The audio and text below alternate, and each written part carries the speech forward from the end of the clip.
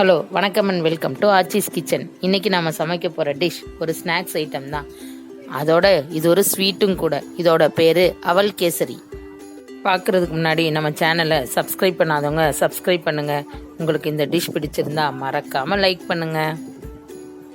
தேவையான பொருட்கள்: அவல் 1 கப், நெய் 4 ஸ்பூன், சீனி 1 கப், கேசரி பவுடர் தேவையான அளவு, உப்பு தேவையான அளவு, முந்திரி, திராட்சை, ஏலக்காய் தேவையான அளவு. ஸ்டவ்வை ஆன் பண்ணிக்கிங்க.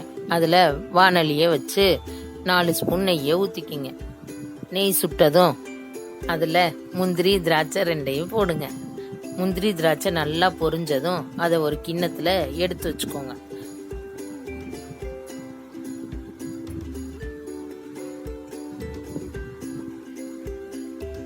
அதே நெய்யில் அவலையும் போட்டு கிண்ட தொடங்குங்க.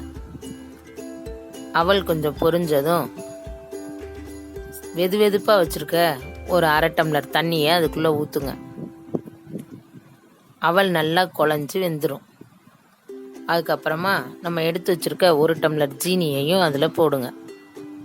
ஜீனியும் அவலும் நல்லா கரைஞ்சி சேர்ந்து வெந்த உடனே அதில் சுவைக்காக ஒரு சிட்டிகை உப்பையும் போடுங்க. கடைசியில் கேசரி பவுடரையும் போடுங்க. போட்டு நல்லா கிண்டுங்க. ஏலக்காயும் சேர்த்துக்குங்க. வறுத்து வச்சிருக்க முந்திரி, திராட்சை 2ஐயும் சேர்த்து கலக்கி பரிமாற வேண்டியது தான். சுவையான சூப்பரான இனிப்பான அவல் கேசரி ரெடி ஆயிடுச்சு. சுவையாக சமைங்க, சூப்பராக சாப்பிடுங்க. இந்த டிஷ் உங்களுக்கு பிடிச்சிருந்தா லைக் பண்ணுங்க, ஷேர் பண்ணுங்க. மறக்காம ஆச்சிஸ் கிச்சன் சேனலை சப்ஸ்கிரைப் பண்ணுங்க. பாய்.